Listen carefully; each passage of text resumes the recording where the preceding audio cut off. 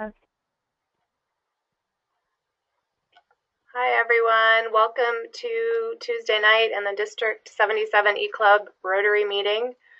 This is Eve Marion. I'm in Durham, North Carolina, and I'm filling in for our club president at the moment, who is going to also be our speaker. So we'll give it a few more minutes and see who else is joining us. But maybe we can do what Kevin usually does and start with introductions, and we'll just skip to you, Jeanne.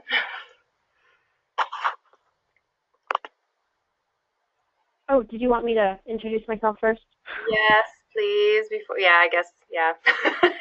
Sure, I'll start, and then then we can go down the list. Hi everyone, my name is Jeanne. I am currently in Durham, North Carolina, and let's see. Let me add something. I'm trying to think of something interesting or fun. But there were flurries this afternoon, and everyone got really excited in the office today. So there we go. Okay, whoever's next doing wants to say hello. I think that's you, Joe. Are you there? Hey. Hi, everyone. It's great to see you, joining you from Durham on this early evening before I go in for my overnight shift. Welcome.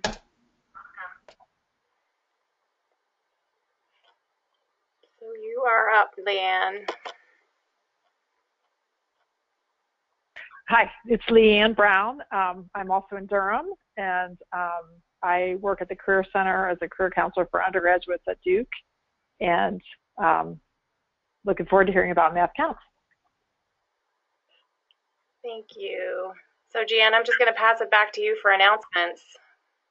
Unless, Kevin, you want to say something before we do announcements. Sure. Well, let's see. Is there anyone else on the phone who may not be on our list of attendees? Or Jean, I just see that you logged in. Are you able to unmute and maybe say, a little bit about yourself?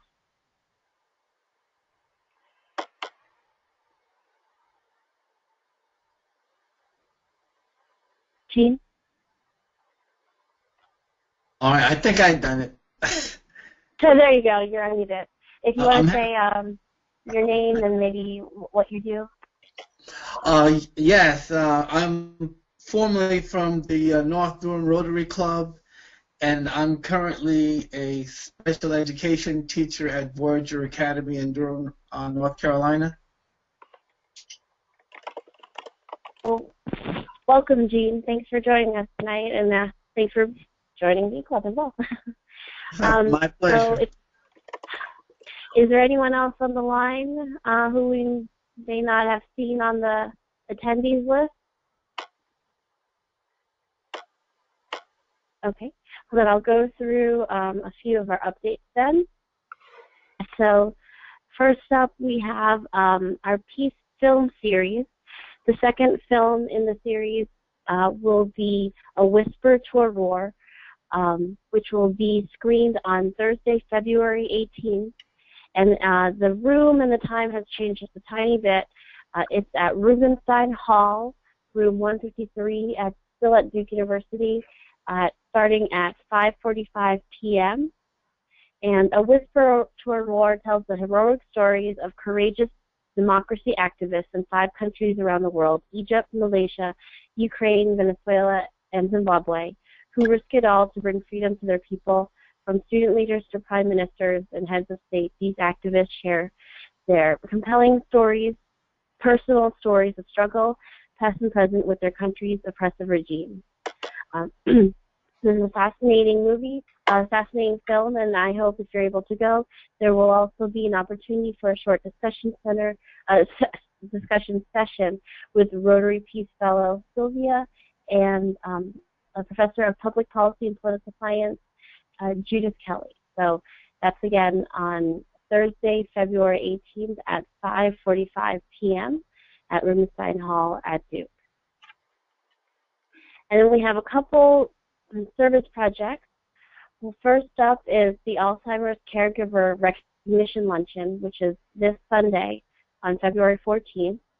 This is an afternoon event to recognize caregivers for all of the love and support that they provide to their loved ones.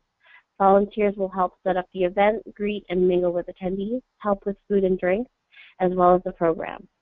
Lunch and entertainment will be provided for the attendees. In most cases, the caregivers will be bringing their loved ones as well, and these caregivers are identified through the JCC Memory Cafe and Duke Family Support Services. So there's the Sign Up Genius link, and it is this Sunday from 11:15 a.m. to 3 p.m.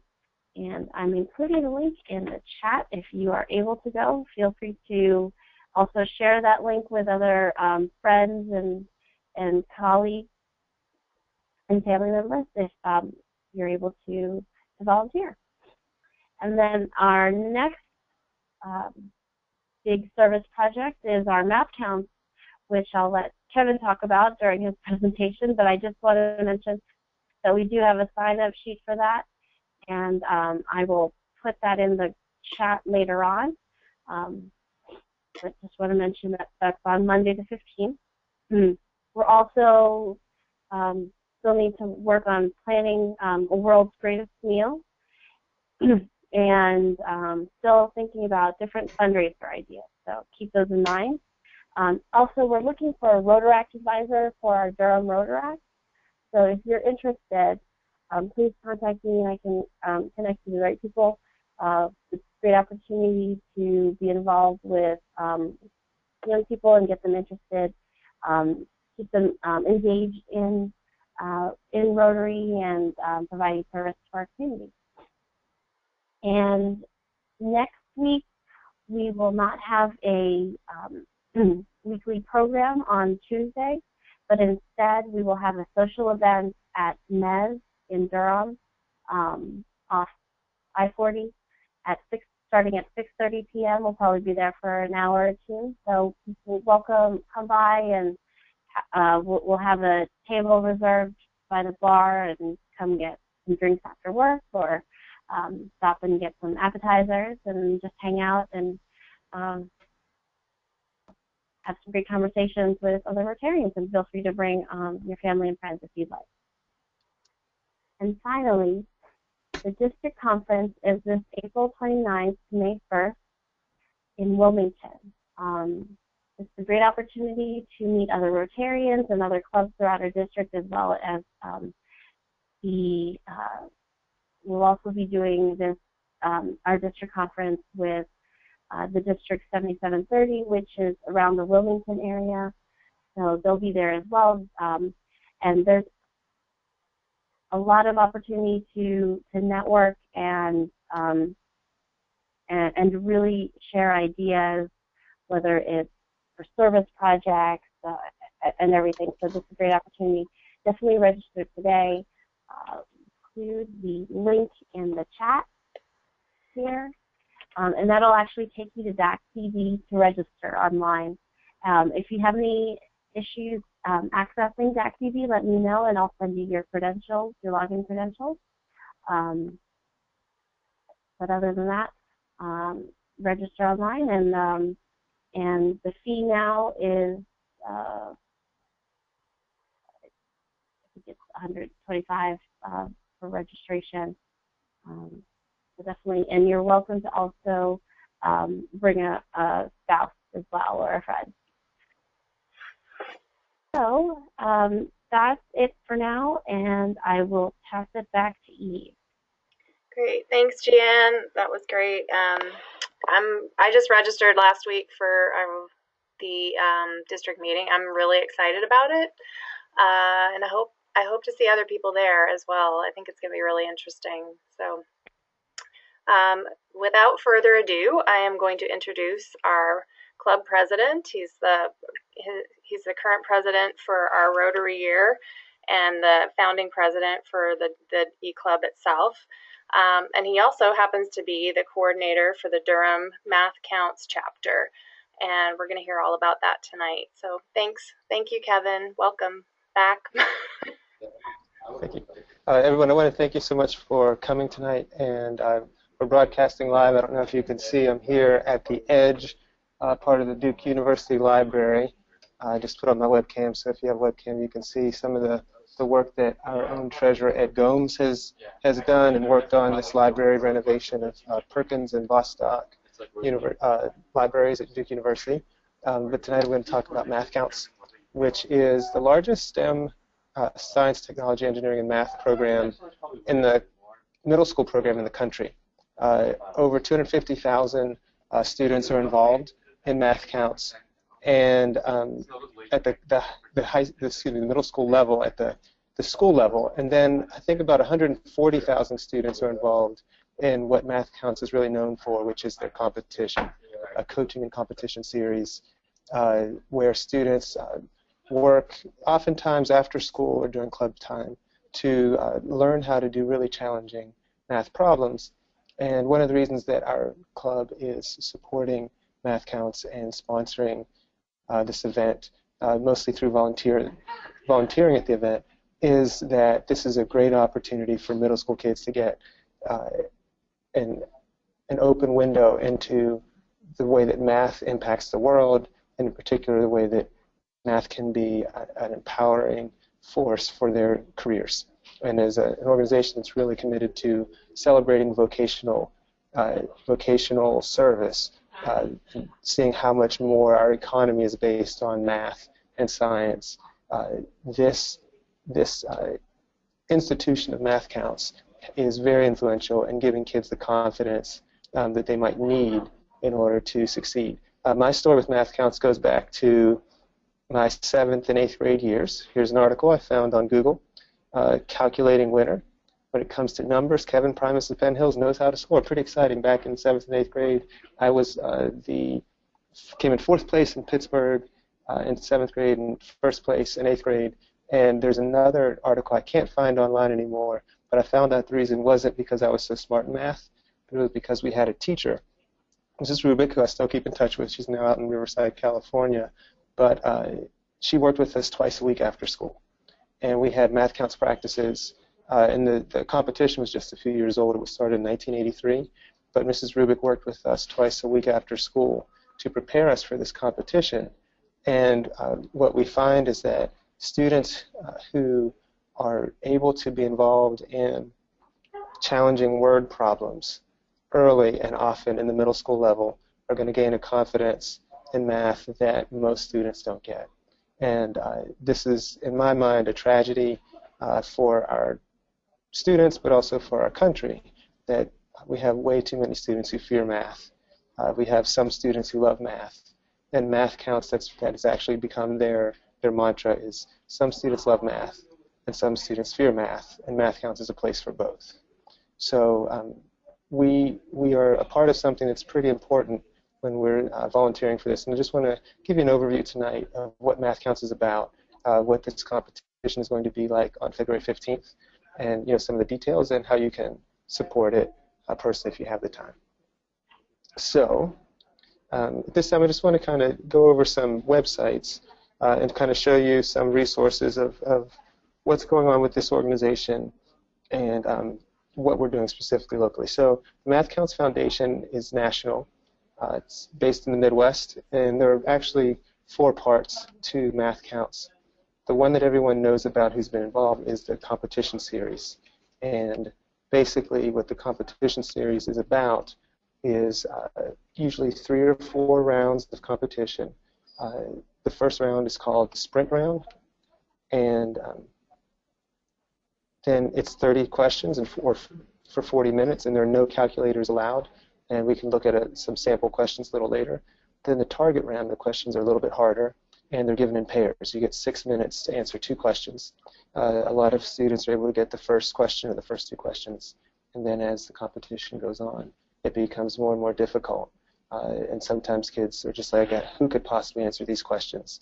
But there are some students who get a virtually perfect score in these 2 rounds. They're usually from Smith Middle School or one of the Chapel Hill schools, because they've been working at this for years and they put a lot of time in preparation. Durham schools are really investing, and I want to talk a little bit more about that dynamic and how we can facilitate a greater competitiveness among all these schools a little later. The third round is a team round, and only the 4 students who are designated from any school are participants in the team. And during that round, you get 10 questions, and you have 20 minutes to work collaboratively. You can talk to one another. You can divvy up the questions however you want. You can check them. You can use calculators in the target team rounds. But it's pretty intense, and the questions are pretty hard, but it really facilitates a collaboration. And then an optional round, which we don't usually get a chance to do because of time and kids having to get back to their buses, is called the countdown round, and that's the one that if you've ever seen the Math Counts competition on ESPN, they'll do the national competition sometimes with a national audience. And it's more of a head-to-head where they'll give 2 kids a question, and the student who answers the question the fastest, and it's usually best 2 out of 3 or 3 out of 5, moves on to the next round. And oftentimes those 7th and 8th graders are able to answer the questions before I get a chance to read the question. So it's something that can be seen as, especially at the national level, this is something for real, math brains who are, outliers in the world of intellectual capacity. But this organization has worked over the many years since 1983 to make this a competition and an organization that serves students who are, again, all the way from loving math to fearing math. Now, if you look up here on this, if you have access to the video, you can see in this picture, this is the Chapel Hill team from Smith Middle School. Kind of shaded out, unfortunately, on the right is Dr. Boyd Blackburn, who has been coaching his team for many years, and his team won first place in our competition last year, which was the first annual Durham-Orange chapter competition. And they also went on to win first place in the state of North Carolina and did pretty well at the national competition as well. And one thing about the work that Boyd Blackburn does, which I think is exemplary, is he incorporates these challenging math problems in his curriculum on a regular basis every day in class. Now, what I'd like to do right now is take a little bit of time to show you what these questions are like. Every school in the country has the opportunity to get a free resources for Math Counts, including this school handbook, and they give lots of instructions on how to guide coaches, how to get involved, how to prepare your team so they can be competitive, what the competition is like. But it also has, as I scroll down, sample problems, and it's usually 10 problems a week, or maybe twice. Some schools will do 2 sets a week. And if it's okay, I'd like to just take a little bit of time and let us look at some of these questions and give you guys a chance to show your math prowess. Are you smarter than an 8th grader? Let's find out. Warm-up question number 1. For those who can't see, I'll read it aloud. If Franco types math counts 50 times in total, how many more consonants does he type than vowels?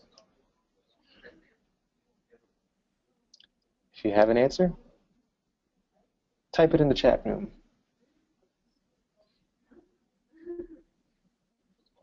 Or, anyone know? Any ideas?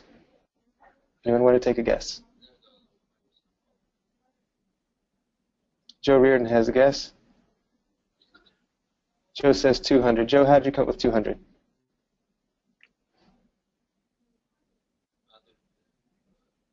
Dr. Joe, I think you're still on mute.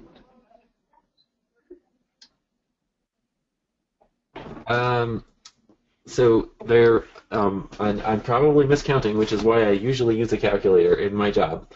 But I think there are 7 consonants in Math Counts and 3 vowels. So 7 minus 3 is 4. More consonants than vowels per iteration times 50 is 200. I like that logic.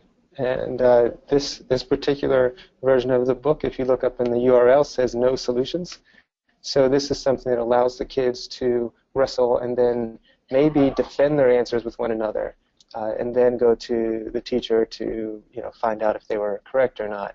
Joe, I think you're right. Anybody else disagree with us? I think Joe's logic was impeccable, which is, he's a dookie. Maybe we'll get a Tar Heel to answer the next one. Little challenge going out. Let's go to, what was that? This is a rare burst of light from my math skills. Okay, let's go to warm-up 2. Here's a nice one. The letters, let's get away from letters for a second. On number 14, on a number line, what number is 2/3 of the distance from 1/2 to 2.25? Express your answer as a common fraction. And yes, we will wait until someone gives this answer. It's good for us. I'll talk you through it. You guys can do the work, but I'll talk you through how I would do it. It says on a number line, so the first thing I would do would be to draw a number line. I've always found that creating a visual, even if it's not the best visual, helps you to start making mistakes early. And one of the keys to being an effective thinker in mathematics is to fail early and often. So I would draw a number line. It says what number is 2/3 of the distance from 1/2 to 2.25? If anyone has an answer, you can jump in. I'll keep walking you through it. I would put on that number line 1/2. I might convert it to 0.25. Excuse me, to 0.5. Or I would convert 2.25 to 2 1/4. And Jean has an answer. Jean, can you unmute yourself and let us know about your answer and explain to us how you got that answer? Okay. Well, I don't want to shame myself because math is not my thing. But what I did was took 1/2 of 2.25, and my quick guesstimate was one and an eighth. I think that's what it was. But anyway, whatever that was, and then I did 2/3 of that, and it came out to 0.80. Huh. So I am not. I'm not sure that's the. Okay. I'm not sure that's the right answer. And I think that, and this is what I'm always working with the students on, is which step along the way did we possibly do something that was kind of illegal? If you're driving a car, you can make a right turn on red, but you can only make a left turn on red if it's a one-way to a one-way. At least you can in Pennsylvania. I think you do that in North Carolina too. Do you have any second thoughts on this? It was probably with the first function getting 1/2 of 2.25, because I was actually thinking of 2 1/4 inches, and if we maybe think of 1/2 of a quarter is 1/8, but I was probably wrong about that. But I think the logic is right. It probably would have taken me a little bit more time if I did it with pencil and pen. And I'm just gonna make this point that the hardest thing for me to do with kids is to get them to actually use that pencil and pen, because especially when time pressure comes on, the students tend to feel like they don't have time to write it down. And what you'll find is that when you write it down, it actually saves you time because you're able to see these multi-step questions. These questions I found are actually generally harder than questions on the SAT or the ACT for at least 2 reasons. One of them, they're not multiple choice, so you can't eliminate answers. 2, they are notorious for having 2 or 3 or 4 or 5 steps, where an SAT question might have 1 or 2 or 3 steps. And so I'm just going to take you through this question. Joe had a question as a common fraction. I think it's up to you. Actually, it says express your answer as a common fraction, so yes. The way that I would do this problem is I would draw the number line, I would put 1/2 on it, I would put 2.25 on it, and I'd probably eyeball where I thought 2/3 was. And I'd just kind of mark that. And I'd say, okay, how would I get 2/3 the distance from one thing to the other? I'd realize that the first thing I need to do is to find out what is the distance from 1/2 to 2.25. I would subtract. I would get 1.75 is the actual distance between the two. I would then take 2/3 of that 1.75, which is also, what's that, 7/4. So now I have to take 2/3 of 7/4. And then, so that's going to be 2/3 of means times, 2 times 7, 14, 3 times 4, 12, 14 over 12. I could reduce that to 7 over 6, but then I have to add the 1/2 to it. So whatever 3/6 plus 7/6, 10/6, maybe. Now I'm guessing my answer is 1 and 4/6, 1 and 2/3. So if it's a common fraction, not a mixed fraction, I guess I'd leave it as 5/3. What do you think? How did I do? I did that in my head. Anyone? It's a lot of pressure. This is I got 1 and 2/3. So that sounds like that's what you got, like 1.66, 1 and 2/3. That's what I got. That's what I got too. Well, that makes me feel better. I did it differently than you did, but I got the same thing. Well, look, guys, we're on number We're both 14. geniuses. If we mutually agree, it must be the right answer. That's correct. And the thing about math counts questions, they get harder. That was question number 14 out of 250. So let's go see what. Oh, God. I'm out. Those poor kids. I struggled for that one. Let's do question number 180. Bill and Ian each randomly choose a positive divisor of 20. What is the probability that the least common multiple of their chosen numbers is 20? Express your answer as a common fraction. Well, there's some vocabulary we have to know. And I'm going to tell you the truth. This is one of the saddest things, and I think Jeanne knows that she was a big major investor of time in MathCounts last year. Really appreciate her and several others. But there was at least one student who got actually 0 on the whole experience, who got no question right out of the whole first round and the whole second round. And I think that's a really, really sad thing. It could be demoralizing for a kid. It could have the opposite effect. And the key, kind of going back to what I shared before, is when a kid has a chance to get a lot of practice with these sorts of problems, and they're not hit with vocabulary words they don't remember, concepts they've never been explained, practice they've never gotten into habits of doing things, even knowing how to use their calculator. This math in general can be demoralizing, but putting kids in a room where they're stuck doing math for 2-3 hours and they can't even get the first question right. Imagine what that could be like. So these are good questions. We're not even going to look at that one. But let's go ahead and look at maybe one of the later questions. It might be a little bit different. 217. If you don't, no, I can't do that one because you really need the visual. 216. Stacy has some pennies, nickels, and dimes divided between her left and right pockets. Hey, that sounds like something that could happen to a kid. She has the same number of coins in each pocket, and the coins in her 2 pockets add to the same total value. Stacy does not have the same number of pennies in each pocket. What is the minimum total value that she could have in both pockets combined? Pretty interesting. These are questions that are designed to make you think. They're designed that you can't just pull out the answer. You have to read. You have to be able to translate a paragraph into a math concept, into a formula, and then evaluate that, evaluate expressions, and work out formulas, and then make sure that your formula actually made sense. And you have to do it under time pressure. And this sort of practice can build, again, great confidence and determination when you add a little bit of competition to it.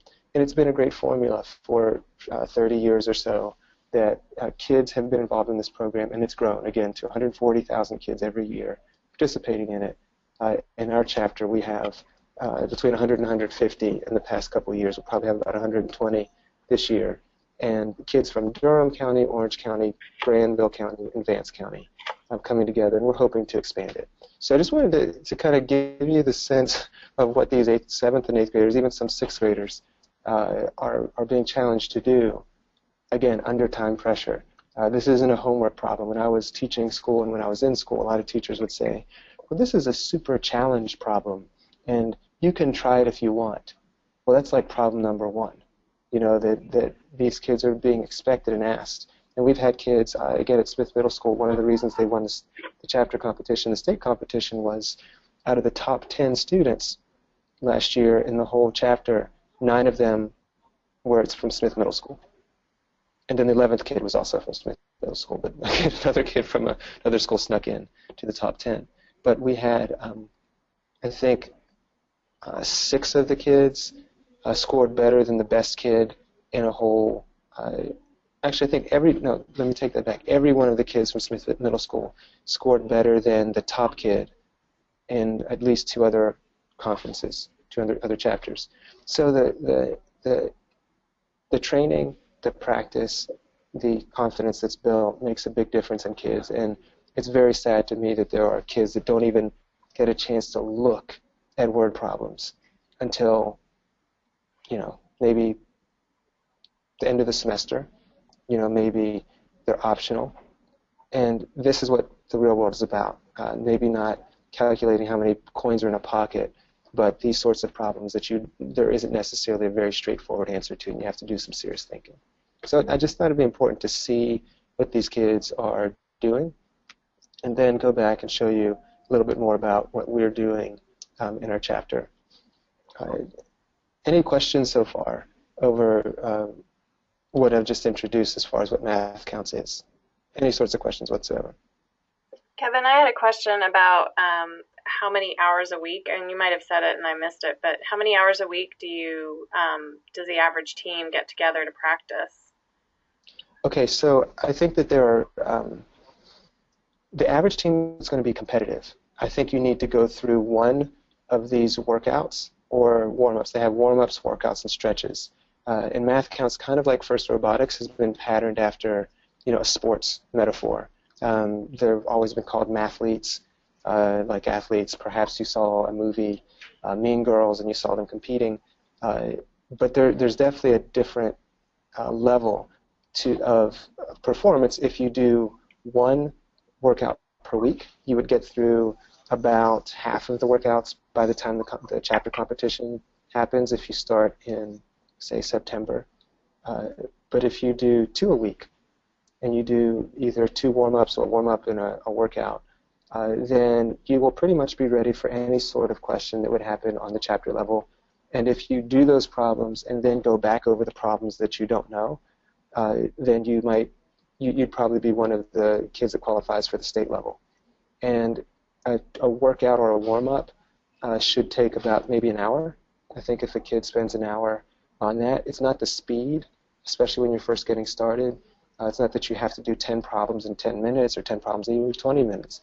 But if you just do the problems, you're getting exposed to the language of math and how the language of math portrays itself in other disciplines. And that's the key. So I would say at least an hour a week. A lot of schools will have either a club that meets during a club period, if it's during the school day, or after school once a week. Other questions?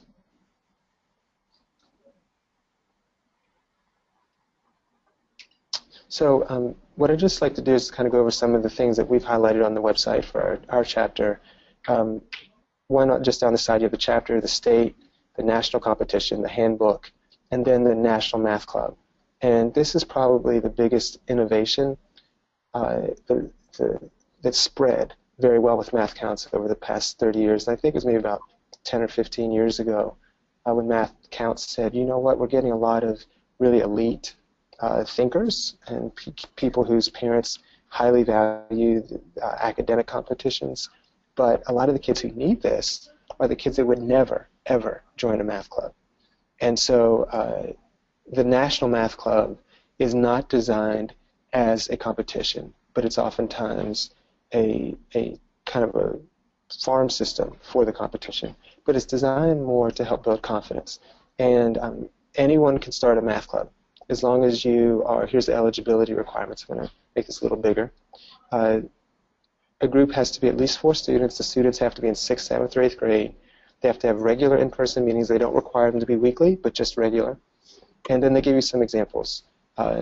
Chapters of larger organizations like the YMCA, Boys and Girls Club, or Girl Scouts, tutoring enrichment centers, or neighborhood math groups.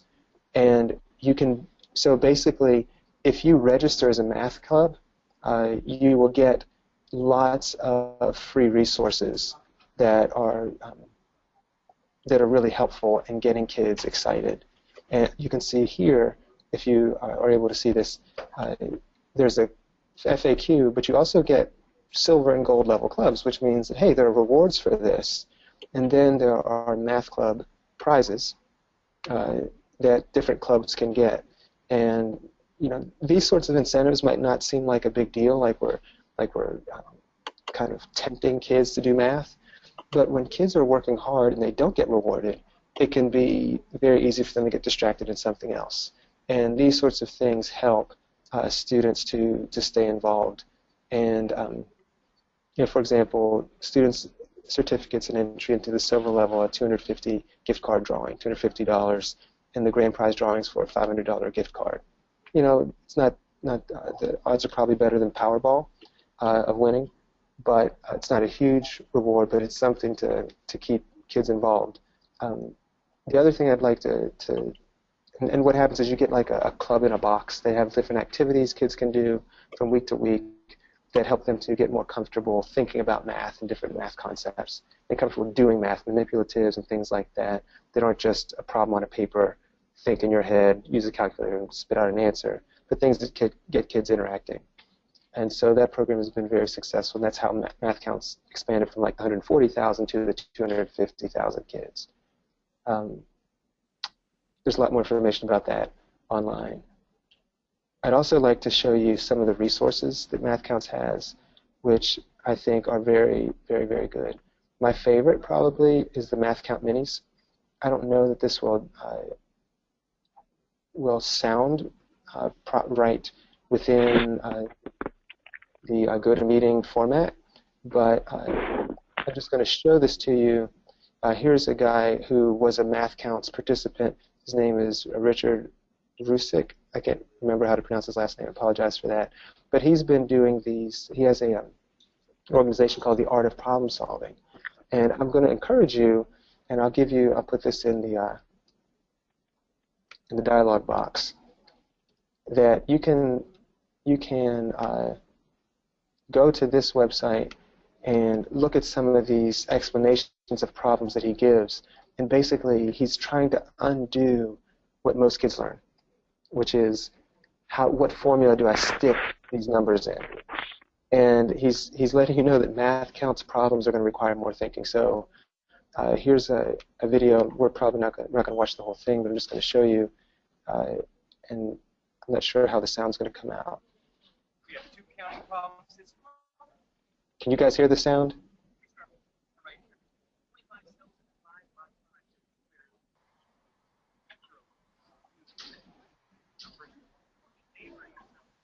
I can't. This is Leanne. I can't hear it. Yeah. Okay. So I'm going to ask you guys just to look at these problems. Just download one. Like this is a really long one where it takes 17 minutes to explain one problem. And that in and of itself is a message to the kids that it's not the fastest thing. It's not about getting problems faster than the person next to you. And I've found that's very difficult to undo when you get to high school math, when you're trying to teach students to think more deeply rather than just to try to spit out an answer. They've been conditioned for years and years and years that being a good math student means that you raise your hand first, that you can do all your homework faster. And the higher maths you get to and the more maths that you get to that aren't based on the previous math, the more that's a recipe for disaster. And so helping kids to ask questions, to think deeply, to fail in order to succeed, to follow the flow of ideas. These are some of what are called the effective strategies for effective mathematical thinking. And that's what is really, I think, at the core of what MathCounts is doing. It's helping kids to think effectively about math in all kinds of ways. So if you get a chance, look at these MathCount minis. I put those in the chat. I put a link to those in the chat, so check those out. The last thing that I want to talk about as far as MathCounts is concerned is the Math Video Challenge. So I'm going to go back a couple of websites, to our website. And the Math Video Challenge is something that's pretty new. It was actually a merger and acquisition. And MathCounts procured an organization that does this thing called the Math Video Challenge. Let me see if I can link directly here. And what this does, it says, okay, maybe Fred or Johnny or Jose or Betty or Wilma, Bam Bam, one of these kids is a lot better than you and they're a lot faster than you at math, and so you're kind of intimidated.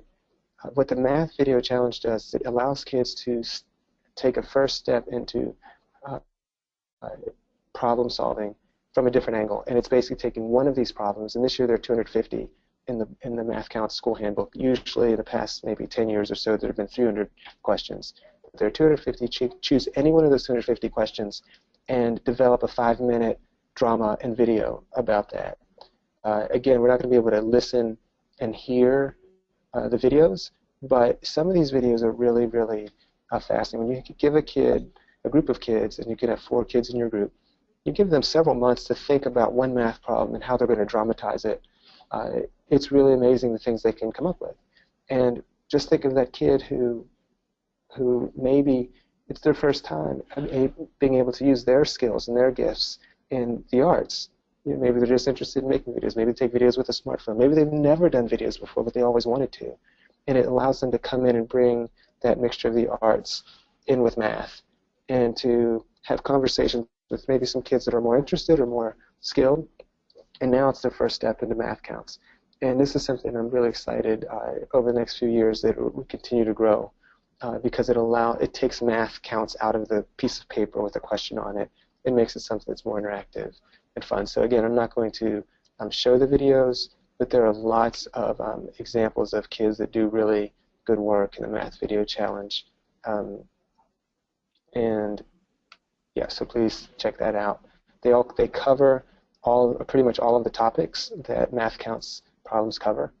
And I don't know if you're like me. I even teach this stuff and I use it to help kids prepare for the SAT. But there are aspects that are dealt with in MathCounts that really are not emphasized in our coursework. Things like statistics and data are starting to become emphasized, but counting, probability, and combinatorics,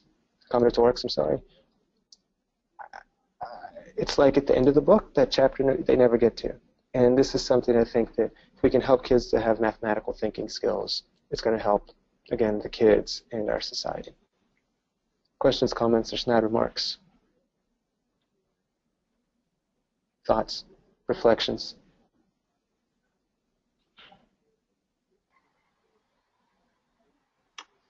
Kevin, I really appreciated what you were saying about the 17-minute video.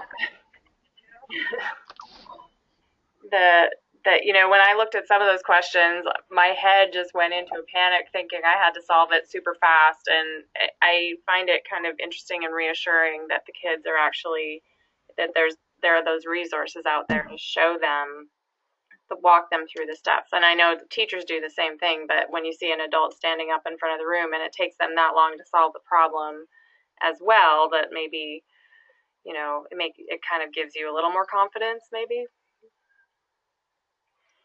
And I'll say that when a school or even one teacher embraces MathCounts as part of their pedagogy, as part of the way that they're going to teach, it does create, with perseverance, it creates a new culture. At Smith Middle School, there are at least 80 kids at the beginning of the school year who are aspiring to make the MathCounts team. They're hoping they can make the team. And so from September to maybe November, there are 80 kids that are involved in an after-school program, and then when it gets closer to maybe December, I think what he has kind of like a selection process. You take the school exam or the school test. There's a school level competition that you can have, and the top 30 kids are invited to continue to stay. And then there's another level, and then he selects his top 10 who go and compete very well. And it's really hard to sometimes get a kid to even want to be a part of an academic club at all. And they have 80 kids striving to be a part of this team. So that idea that this is something that's a learning experience. It's not a test of what I know. It's an opportunity for me to learn more, to learn how to think. It works, and it's pretty powerful. I guess one of the other interesting things that Rotary can note is you'll see here the competition.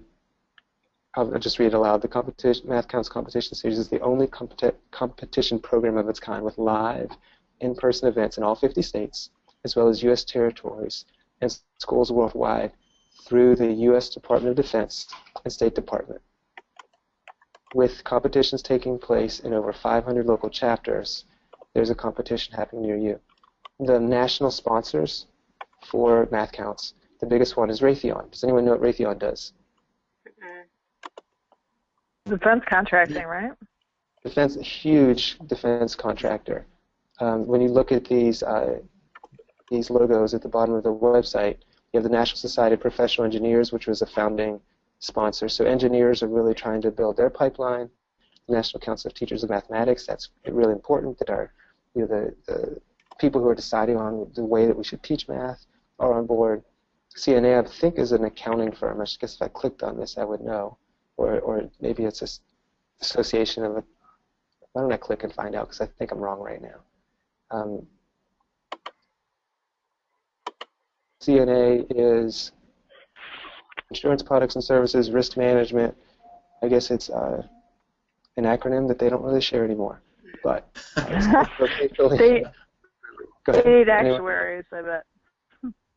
Actuarial scientist, that's what they told me I could do with a math degree. I decided not to go into math, but my next door neighbor's an actuary. So thank you very much. Raytheon, Northrop Grumman, another defense contractor. The Department of Defense, Phillips 66, Texas Instruments, 3M. These last two are new. I'm not sure what they are, but you can see that some well-paying jobs are also jobs in the, we can call it defense, we can call it the war industry. And, I think that we also, those things are important, national defense, but we also could use some numbers crunchers for peace. And there's lots of math that's involved in global health. There's lots of math that's involved in healthcare and in the other things that Rotary is involved in. And I think that we need to do our part to help let these kids know other options for careers that they can do with their math. And to think ethically about, what are we going to do with our skills? What are we going to do with science, math, engineering, and medicine? Those things are really important. Kevin, this is Leanne. Oh, I'm sorry. No, this is Gene Perry. We were meeting at Voyager with a lot of the early elementary teachers. Are there any programs for the early elementary kids? Because my thought is that by the time they get to middle school, you pretty much know who the math whizzes are. But we lose so many kids at the early elementary age that it would be a shame not to be able to touch that population. There are. I'm trying to look at my old, my former math teacher, who's in California, because she moved from MathCounts down to like the feeder system for MathCounts. I will have to look those programs up, but there are competitions that start in elementary school. I think the reason MathCounts is well known is because of the coalition they formed early on and the commitment they've gotten institutionally, and the fact that it's a middle school level. I know that in my elementary school we had a coordinator for the gifted program who worked tirelessly to get us involved in academic games from first grade through sixth grade, but a lot of them were not national. A lot of them were not high profile, but they were regional or they were local. Even if they were national, they didn't have, it was the 80s, we didn't have, such a platform as we do today. But I can find that information out, and I think that you're absolutely right. We have to support that, and in a sense for the talented 10th, that we can continue to help kids that need that acceleration, but also to make sure that there's a bigger pipeline of kids who feel confident in math in middle school and in high school. So that's a great question. I'll try to get the answer. Because you were absolutely correct. The linkage between math performance and your grasp of English and writing is very, very important. Because a lot of our kids really can't understand the math problems, the word problems. Mm-hmm. And we kind of shield them from it because Yes. it's hard for them. We don't want them to feel bad. And there's also a great literature on play, that goes from Montessori, through just literature on play itself. And if kids don't get a chance to play with things, make a lot of mistakes, they're just not going to keep doing it. They're not going to invest themselves in something that makes them feel like a failure. And it's like that seems so very obvious as humans, but it's not the way that our school system has evolved. We've evolved around a curriculum. Each state has the money, and the state has access to control the curriculum. So that's what the emphasis is on. So whether kids are engaging the curriculum or not is not important. It's that we have the best curriculum. Let's go from this standard to that standard. And unfortunately, it's a second thought whether the kids are engaged with it and building confidence. My opinion. There was another question. I thought it might have been Leanne, but I could be. Yes, it was me. I just wanted to make kind of a comment because this is really resonating with me as a career counselor with undergraduates at Duke. And right now, this part-time of the year is when students are applying for consulting positions and positions in finance. And a lot of times in the interview process, they create word problems, they create business cases. It's called a case-style interviewing. And it's really funny because you were saying how students learning that instantly being able to answer is not the requirement. And I say this all day long because they're presented with this math problem, and they're obviously sharp kids, that even to be accepted at Duke, and then they want their, quote, effortless perfection, and they believe that they can be given this complicated sort of math problem, and that the really smart student is the one who can just, in their head, figure it out. And what I say is that, and we hear from employers, if they don't see the student, first of all, asking a lot of questions, and then writing down and calculating, and then walking them through just exactly what you're talking about, exactly like what was your thought process, how did you come up with your answer, then they consider you to be less smart. I mean, it's really expected that the person who can process, and processing takes time, and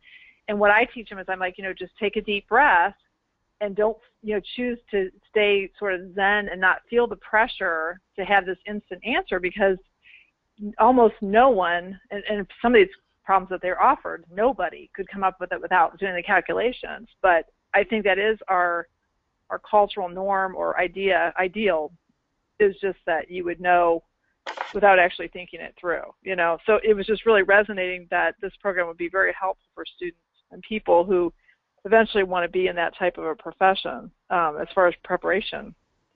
I think we should have a contest like this. Well, we actually do. When we run the cases, the problems are very similar to what I was reading on the list, They're just maybe more business oriented. So anyway, I just thought it was very interesting and validating to what you're doing. And my other question is, I want to volunteer. I blocked my calendar. I'm all for it.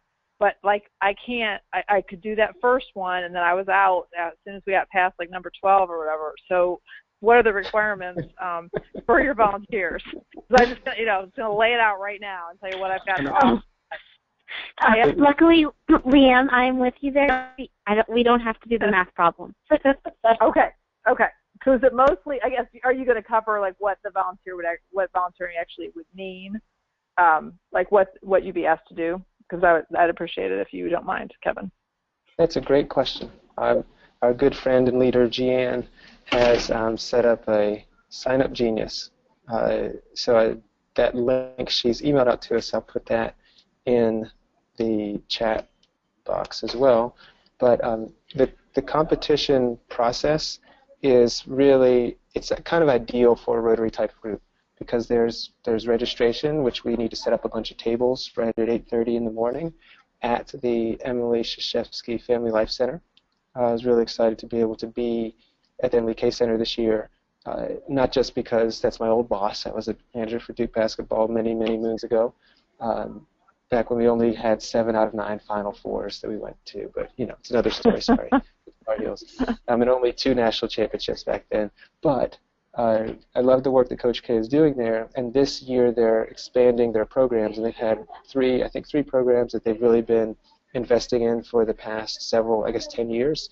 And this year they're coming with another program which is going to be for any student in Durham County to give them additional help in the college application process and the college preparation process. So it's not just for the students who are committed to being a part of the Emily K Center, but getting them, any student ready for college, they can come in and be a part. And they're developing that right now. I'm going to launch it this fall. So I'm excited to be there. It really is, because high school counselors are overwhelmed. They're overwhelmed with kids who have just life problems. And colleges, they all do the process differently, and calculating grades, and teachers. It's very, very challenging, even if your parents are really on top of it. So I think that's going to be a good program, and to be able to be there, they offer their facilities for free, pretty much. We're going to pay $50 to borrow some extra tables from the church next door, Immaculata, and the facilities director of operations, I think, is Donnell Moore, and he's been great. But they open up the doors at 8:30, and we can't really, the facility is used so much that we can't get in the night before. So we're going to show up at 8:30. At first, you can show up at 8 because we can do some parking things outside. But at 8:30, they'll open the doors, we'll set up the tables, and the students in the schools can start registering at 8:45. Hopefully, most of those schools will have already sent their information in, and we will be able to just kind of check them off as they come in. But there's a registration until 9:30. The first round, we just hand out the competition booklets. The kids start the timer. The kids take the booklet, and meanwhile, there's a group that is doing grading. Even the graders don't really have to do math because we have Rotarian Michael Tharp. There's our grading czar, who will help with anything that might be hard to read. But there's a grading key. If it's right, you mark it right. If it's wrong, you mark it wrong. And if you can count to 30, then you can be a MathCounts grader. Okay. I think I qualify. I'm feeling pretty good now. Yeah. See, I'm not afraid of math anymore. See? Good. And there's lunch, so if you want to help with lunch instead. And possibly, if Lynn Jackson has some she would like to help with some kind of storytelling. I invited her. She wanted to volunteer, and I said, if you can make it, which she's not sure if she can, but if she can make it, we're going to do some documentary sort of stuff and interview the kids and help them tell the stories, and maybe do like a little 30-second or 1-minute commercial to help more kids, students, and parents understand what MathCounts is about. So we wrap up at about 1:30, and it's pretty straightforward. Okay. I'm in. I'm excited. Yeah, I'm looking forward to it. Any other questions? One other thing I wanted to comment to briefly is just how, when you're talking about the volunteers and what a huge difference people who, take the time to work with these students, and like you're saying, 80 kids waiting to be in the club and stuff. And there are a lot of factors, but I always feel so inspired by people that do youth volunteering, because it really can truly change the trajectory of someone's life. I agree, and that's I kind of stumbled back into this. I didn't realize the impact it had on my life, but it had a similar impact on Beth Cross, who's a new friend of mine as of last year. Beth is the K through 12 academically and intellectually gifted coordinator for Durham County schools, Durham Public Schools. And so students from kindergarten to 12th grade, Beth is responsible for the enrichment opportunities. And Beth was a part of MathCounts. I think it was either the first or the second year that MathCounts was made available. And she's made every middle school in Durham has to have a team. They have to have a club. And she's not making them come to the competition, but they have to make that outreach available because she knows how important it is, and that sort of institutional support is a big deal. Yeah. Yeah, that really is. That's really cool. Any other thoughts, questions, or comments, or snide remarks?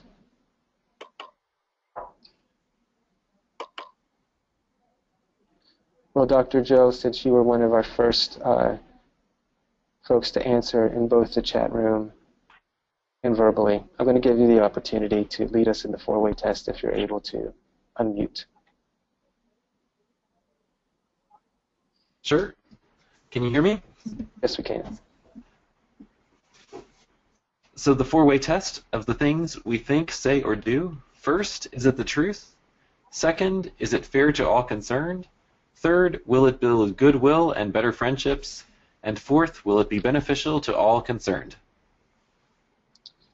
Dr. Joe, I just realized that you also had made a request in the chat room, and I just wanted to say if you have something you wanted to share on your screen, if you still have that available, I think I just switched to make you the presenter. Was there something I wanted to share? I said, Joe Raven, can you make me the presenter? Uh, Or maybe it was an impersonator. Huh. Maybe just hit it by mistake. Maybe I hit the wrong button. Huh. I guess Okay, that how do I make you the presenter? I'll take it back. Folks, thanks for coming tonight. Feel free to hang out or hang up. Yeah, that's anything. Thanks again for coming. We do hope you can volunteer if possible next week and encourage your friends for the link that Gian sent out. And thanks to everyone that helped last year. We appreciate all your support. Thanks so much, Kevin. This was a great talk. Yeah, thank you. Thanks, Kevin. Good night. You're Good night. welcome. Thanks, everyone. Good night. Good night, Kenneth.